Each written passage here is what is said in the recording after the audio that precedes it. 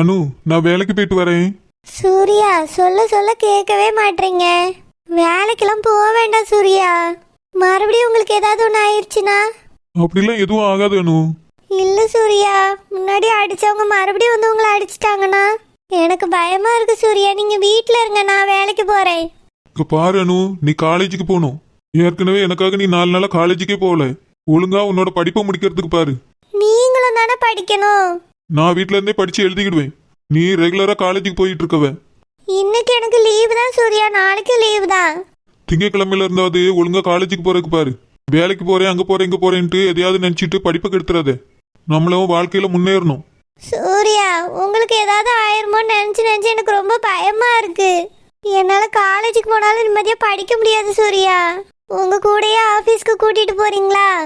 அனு, விளையாடாத அனு. நீ ஒழுங்கா காலேஜ்ல போய் படிக்கணும் அனு. வேலை பத்திலாம் இப்போதைக்கு யோசிக்காத. எல்லாத்தையும் நான் பாத்துக்கிறேன். உன்னால முடிஞ்சா அம்மாக்கு ஹெல்ப் பண்ணு அனு. அத்தை என்கிட்ட பேசவே மாட்டாங்க சூர்யா. பரவாயில்ல அனு, பிறகு பேசுவாங்க. வேலை இருந்துச்சுன்னா உங்களுக்கு முன்னாடி நீ போய் செஞ்சிரு. அப்படி செஞ்சேன்னா அம்மாக்கு உன்னை கண்டிப்பா குடிக்க ஆரம்பிச்சிரும். சரி சூர்யா, ஆனா போற வழியில உங்களுக்கு ஏதாவது ஒண்ணு ஆச்சுன்னா நான் என்ன பண்றது? இந்த மாதிரி முதல்ல நினைக்கிறதே விடு அனு. என்னை பாத்துக்க எனக்கு தெரியும். அன்னைக்கு 2 பேர் அடிச்சாங்க, நான் தப்பிச்சு வீட்டுக்கு வந்திருக்கேன்ல. 2 பேருக்கு பதிலா 4 பேர் 6 பேர் வந்து அடிச்சாங்கன்னா என்ன பண்ணுவ சூர்யா? அதான் எனக்கு பயமா இருக்கு. இந்த மாதிரி கற்பனை எல்லாம் நிறுத்து அனு. ரோட்ல ஆளே இல்லாம போயிருவாங்களா? அன்னைக்கு ஆள் இல்லாததுனால தானே அவனுங்க வந்து உன்னை அடிச்சானுங்க. அதனாலதான் சொல்றேன் சூர்யா. இங்க பாரு அனு, என்னை பாத்துக்க எனக்கு நல்லாவே தெரியும். அன்னைக்கு ஏதோ கேர்லெஸ்ஸா இருந்துட்டேன். இனி நான் உஷாரா தான் இருப்பேன். இனி நீ எதையும் நினைச்சு கவலைப்படாத. எனக்கு எதுவும் ஆகாது, நான் பாத்துக்கிறேன். நீ வீட்டுல எதையும் நினைக்காம வேலையை மட்டும் பாரு. சரி சூர்யா. அம்மா, அம்மா. என்னப்பா சூர்யா? அம்மா, நான் வேலைக்கு கிளம்புறேன். அதுக்குள்ள வேலைக்கா? ஆமாம்மா, ஏற்கனவே 4 நாள் லீவ் போட்டாச்சு. இன்னும் லீவ் எடுத்துட்டு இருந்தா ஏதாவது சொல்லுவாங்கம்மா. அதனால நான் வேலைக்கு போயிட்டு வரேன். இல்லப்பா, எனக்கு காயமே ஆறல. அதுக்குள்ள வேலைக்கா? ஆமாம்மா, கண்டிப்பா வேலைக்கு போகணும். இப்போ காயம் கொஞ்சம் பரவாயில்ல, ஆறிட்டு வருது. அதனால நான் வேலைக்கு போயிட்டு வரேம்மா. இட்லி கடையை திறந்தா கூட உன்னை வேலைக்கு போக வேண்டாம்னு சொல்லி கொஞ்ச நாள் வீட்டிலே இருக்க சொல்லிடுறேன். அதுவும் மூடி கிடக்கு, இப்ப என்ன பண்றதுன்னு தெரியல. கடை சீக்கிரம் திறந்துடலாமா? நீங்க அதை நினைச்சு கவலைப்படாதீங்க. எடுத்துடலாம் பாட்டி, அதை நான் பாத்துக்கிறேன். அம்மா, இதுக்கப்புறம் நீங்க தள்ளு வண்டி கடை வைக்க வேண்டாமா? ஏன்ப்பா அப்படி சொல்லியா? நான் ஏதாவது நல்ல இடத்துல கடை இருக்கான்னு பாக்குறேம்மா. ஹோட்டலா வச்சிருங்க. ஆட்கள் உட்காந்து சாப்பிடுற மாதிரி பெஞ்சு போட்டு வைக்கலாம். பார்சலும் கட்டி கொடுக்கலாம். சூர்யா, அதுக்கு ஏகப்பட்ட ரூபாய் செலவாகுமேப்பா. கடைக்கு வாடகை அட்வான்ஸ்னு அதுவே ஏகப்பட்ட ரூபாய் ஆகுமே. பாத்துக்கலாமா, முதல்ல கடை இருக்கான்னு பாப்போம். உங்களுக்கு இந்த தள்ளுவண்டி கடை வேண்டாமா? ஏதாவது சின்ன சின்னதானாலும் பிரச்சனை வந்துட்டே தான் இருக்கும் இதுல. அது மட்டும் இல்ல, மழை பெஞ்சினா நீங்க கடை நடத்தவே முடியாது. வர ஆட்களும் ஒரு ஓரமா நின்று வாங்கக்க முடியாது. அது மட்டும் இல்லம்மா, தள்ளுவண்டிங்கிறதுனால ஒரு நேரம் மட்டும்தான் கடை திறக்க முடியுது. ஹோட்டல்ல வச்சா நீங்க எல்லாமே செய்ய முடியும். 3 வேளையும் கூட சாப்பாடு போட முடியும். அதனால உங்களுக்கு கடையாவே எடுத்து தரேம்மா. அதுக்கு கொஞ்சம் பணம் செலவானாலும் பரவாயில்ல, அதான் நல்லதுமா. சூர்யா, கடை எடுத்து வச்சாச்சுன்னா வேலைக்கு ஆள் தேவைப்படுமேப்பா. இதுக்கே ரோசா பக்காவெல்லாம் வேலைக்கு வச்சுதான் நான் நடத்திட்டு இருக்கேன். பரவாயில்லம்மா, நம்ம வீட்டுல இத்தனை பேர் இருக்கோம்ல.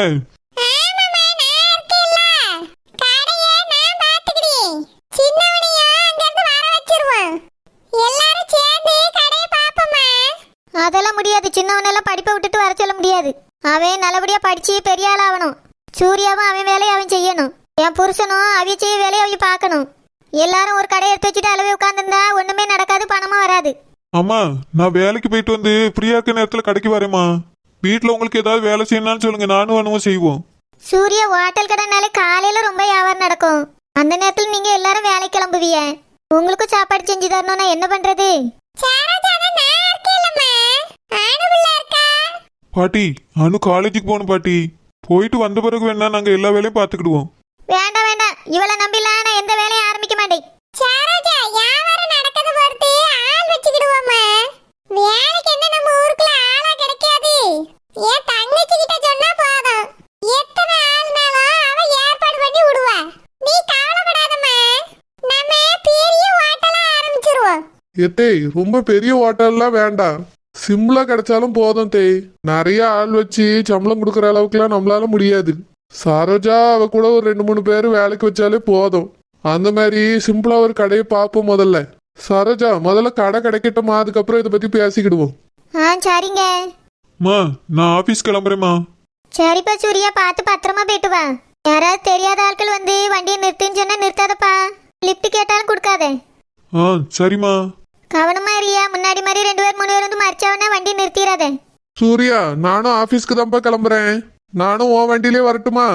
என்னைய கூட்டு போய் ஆபீஸ்ல விட்டுட்டு அதுக்கப்புறம் நீ உன் ஆபீஸ்க்கு போ. ஏங்க, அப்படின்னா நீங்க உங்க வண்டியில அவனை கூட்டிட்டு போய் ஆபீஸ்ல விட்டுட்டு நீங்க உங்க ஆபீஸ்க்கு போங்க. அம்மா அதெல்லாம் வேண்டாம்மா, நானே போயிட்டு வரேன். இல்லப்பா, 5 நாளைக்கு அப்பா கூட போ. அதுக்கு பிறகு வேணா தனியா போய்க்கிடலாம். சரிம்மா. சூர்யா வாப்பா போவோம். சரிப்பா. சரி சரி, கேட்டு சொல்றேன். வைங்க. ராசதி, ராசதி, ராசதி. என்னங்க? தாரகர் போன் போட்டாரு. தாரகரா? ஆமா, நம்ம மகனுக்கு பொண்ணு ஏதாவது இருந்தா பார்த்து சொல்லுங்கன்னு சொல்லி வச்சிருந்தோம்ல. 2 பொண்ணு இருக்குன்னு சொன்னாரு. ஒரு பொண்ணு நல்ல வசதியா, ஒத்தைக்கு ஒரு பொண்ணு அப்படியே வீட்டுக்குன்னு சொன்னாரு. என்ன வேணாலும் செய்வாப்லாம். இன்னொரு இடம் வசதி கொஞ்சம் கம்மி தானா, ஆனாலும் ஒரு 20 பவுன் கிட்ட போடுவாவேன்னு சொன்னாரு. பொண்ணு பார்க்க நல்ல கிளி மாதிரி இருக்குமா, நல்லா படிச்சிருக்காளாம். ஏங்க 20 பவுன்ல ஒரு நகையா? அந்த ராணி 200 பவுன் போடியேன்னா. ராசத்தி, அன்னைக்கு நம்ம மகன் என்ன சொன்னா உனக்கு ஞாபகம் இருக்கா இல்லையா? வசதி வாய்ப்புலாம் வேண்டாம், நல்ல பிள்ளையா இருந்தா போதும்னு சொன்னால. அதனாலதான் தரகர்கிட்ட நல்ல பிள்ளையா இருந்தா பாருங்கன்னு சொல்லி வச்சிருந்தேன். வசதிலாம் முக்கியம் இல்லை, எவ்வளவு வேணாலும் நகை போடட்டும், நல்ல இடமா இருந்தா போதும்னு சொன்னேன். அதனாலதான் இந்த இடத்த பார்த்து சொல்லியிருக்காரு.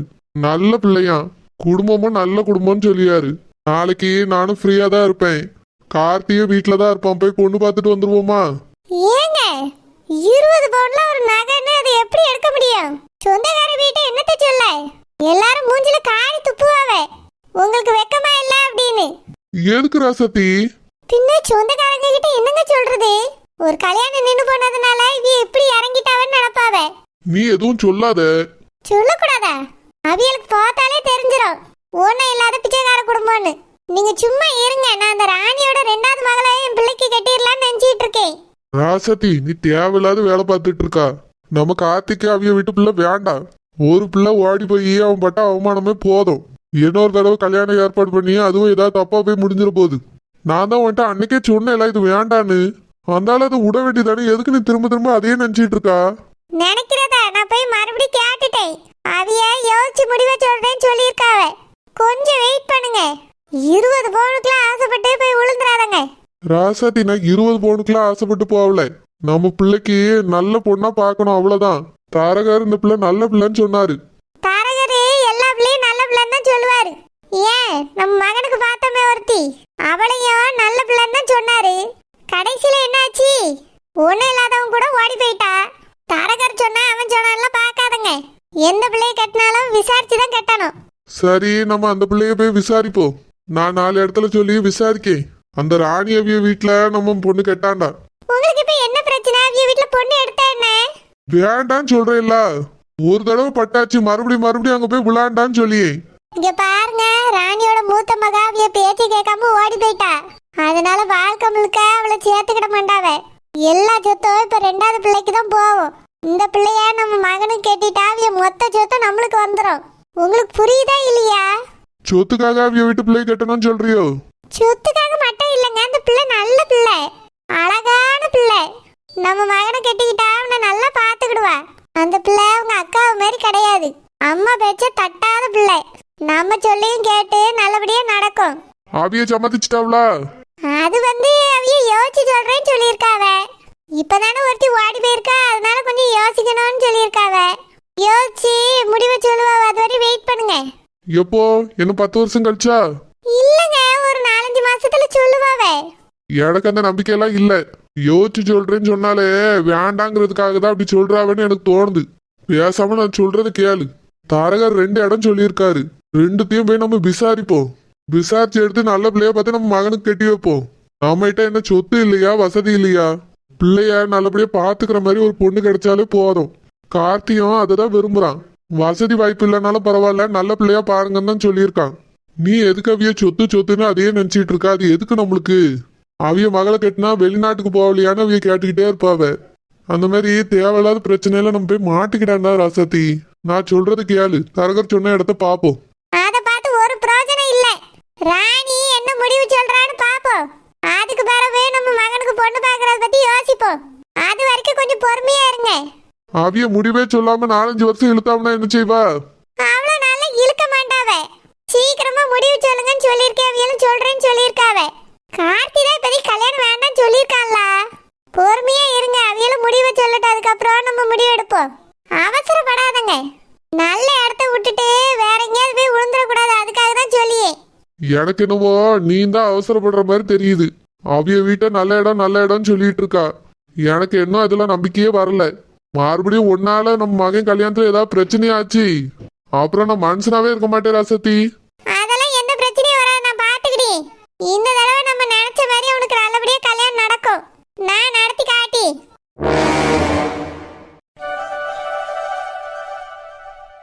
எம்மா வேலைக்கு போயிட்டு வரேம்மா. விடிஞ்ச அழகா வேலைக்கு போறேன் வீட்டுக்கு போறேன்னு ஓடிருங்க. வீட்டுல ஒருத்தி ஒரு வேலையும் செஞ்சிடாதங்க. தூத்து பெருக்கி அள்ளியதுல இருந்து முத்தம் கூட்டியதுல இருந்து தண்ணி தெளிக்கிறதுல இருந்து கோலம் படியதுல இருந்து எல்லா வேலையும் நான் தான் இப்ப செஞ்சுட்டு கிடக்கேன். சோத்தை மட்டும் ஏதோ பொங்கி வச்சுட்டு கடமைக்கேன்னு ஓடி எறியது. அதுவும் பிள்ளைகளுக்கு மட்டும் தான் செய்யறது. மாமியா